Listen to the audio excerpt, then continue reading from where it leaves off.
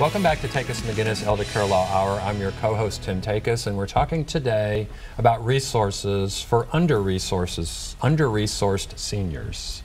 And I'm Barbara McGinnis. In this segment, we're going to continue our conversation with Chris Coleman, who's going to tell us a little bit more about choices, and then we're going to talk about some other programs to help with covering medication expenses.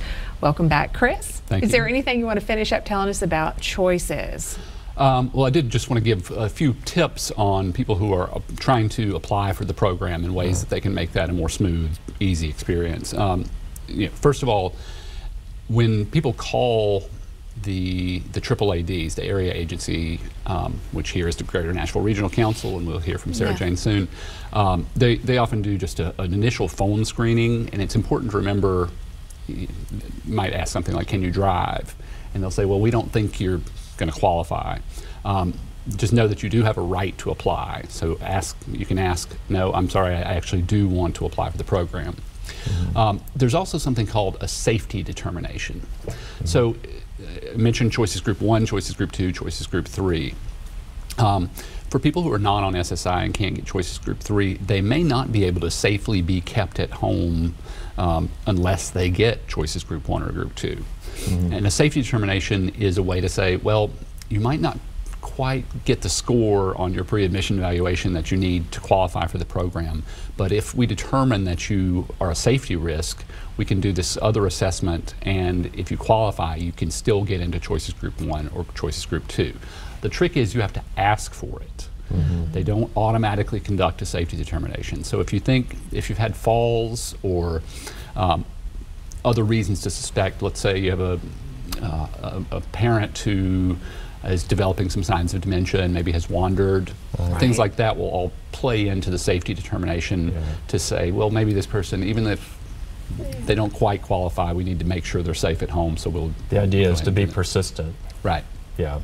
Don't necessarily take no right out of the box. Right. And the final thing is start gathering medical records and financial records as early as possible. Yeah. One thing that I've seen that helps when we're building a safety determination letter or file is the family telling the story about what all they have tried to do to keep someone safe. What resources have they tried pulling in, and what's worked, what's not worked usually is the case. You know, we've exhausted our supply of friends and families that can come and sit with them, or you know, we're still going in and out of the emergency room and those kind of things. Right. And also medical documentation of those problems with activities of daily living.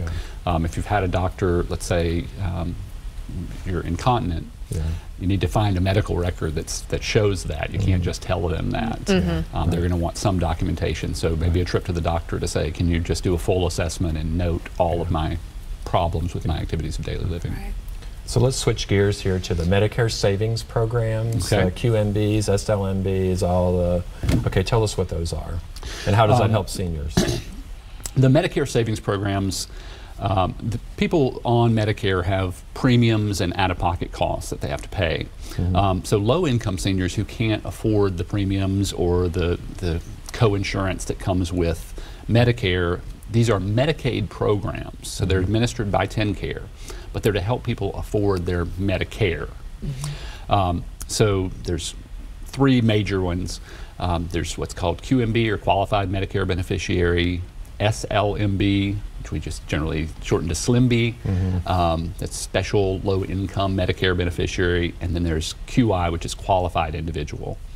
And these are all different programs with slightly different income levels to help people afford their Medicare. Right.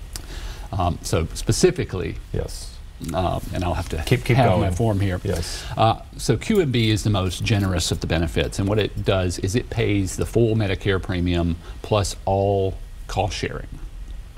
But people have to be below 100% of the federal poverty level. So the federal poverty level.